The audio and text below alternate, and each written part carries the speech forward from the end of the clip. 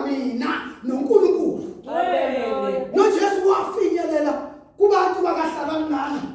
Lalela-ke babungoma esiphambanweni uJesu mayeselenga alonke igama likaJesu kwi-sacrifice mayesefike kwi-sacrifice esefike emzimeni lithi iBhayibheli abantu bakahlakanana niyazi abazalwane lithi babemele kude alonke igama likaJesu babe kude bebukela lezo zinto zenzeka kuye bakude ngoba akusibo bonke abantu oxoxa kubo izinto zakho abazoba nawe noma sekunzima.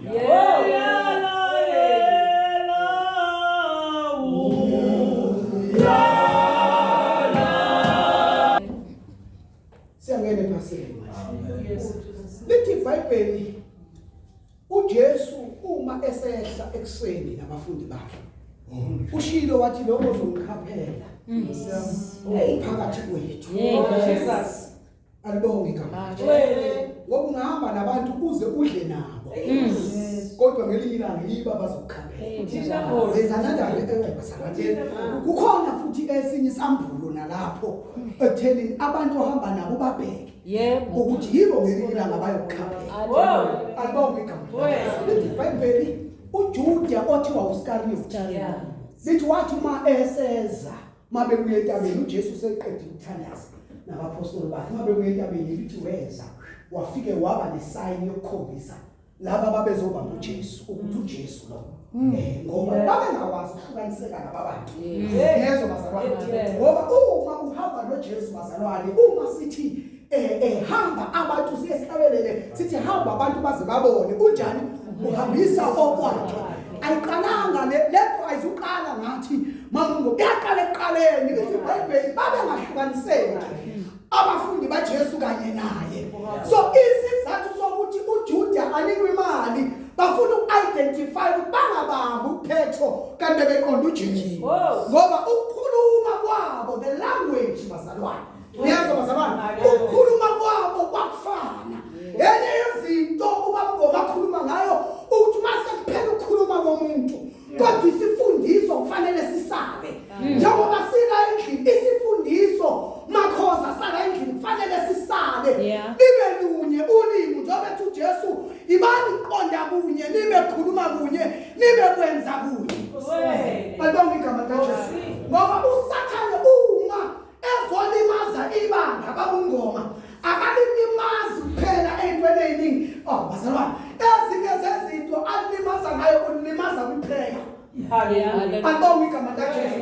Bese ukuba incwadi kaDaniel lithi iBhayibheli uma abafana bebanjwa Nkosi yami ngiyapha emuva bebanjwa bethunjwa ngenxa yevangeli into yokuqala ziwu-3 izinto abaphuthwa zona. Alibonga igama likaJesu. Bashintshwa ilanguage ababeyikhuluma. Alibonga igama likaJesu. Bashintshwa the diet abayidlayo. Alibonga igama likaJesu. Bashintshwa the identity amagama abo njengoba mangabe sonke sishumayela sithi uShadrach, uAbednego, uMisheli lawo magama abaqanjwa wona ekuthunjweni ngoba uSathane mayesekuthumba uyaphela ukuba ubuhle msimama baqale babize ngobhemi babize ngoslay queen ngoba uSathane kunezinto akuthumbela kuzo kumele sithi identity yakho.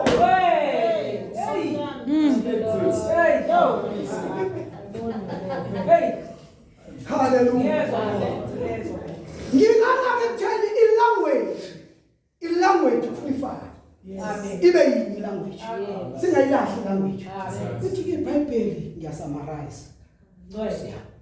Wambamba futhi uJesu. Wayesenze njani?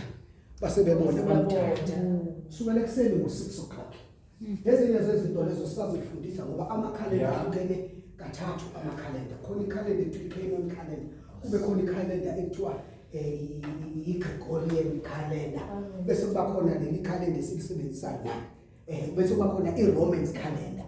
La makhalenda womathathu uma ufunda kahle babungoma incwadi kaExodus masifunda iPhasika lithi uNkulunkulu wayethe kuIsrayeli awenze inkonzo yePhasika ngenyanga yokuqala yonyaka ebizwa ngobani ngoNisani leyo nyanga leyo leyo nyanga bese ethi ngomhla ka14 umuntu ongafundanga kahle nongazi uzokutshela ukuthi why mina nibamba iphasika ngoApril ngoMay noma ngoApril noma ngoMarch ngoba ba understand ukuthi ngalesa sikhathi babesebenzisa ikhalenda lama Romans. Okay. Leli khalenda esilisebenzisayo thina liranti uma besinikeza uMarch noApril ngoba isikhathi ekwakudliwa ngaso iphasika kwakuyisikhathi uma kuthwasa ubusika. Okay. Hallelujah. Amen. Ngizobamba ke lento basabana ngoba siyafunda basabana. Bambamba uJesu. Izazi. Lithi iBhayibheli baluka babe kwakunendlela ngaleso sikhathi kwakunombuso okho njengoba eSouth Africa singaphansi kombuso kaANC. Umbuso kaANC unomthetho osisekelo. Izwe order ocontrola ngalo. Uma uyogwetshwa enkantolo kuthiwa we-act nababani. Yezwa bazalwane nasemsebenzini kuthiwa kune-Labor Relations Act ngoba siphila phansi komthetho phansi kombuso nangalesa sikhathi sikaJesu kwakuyisikhathi samaRoma. AmaRoma ke uma wonile ayenohlobo le-prostitution aye-prostitute ngalo bese eba nehlobo lokubulala aye-crucify ngalo.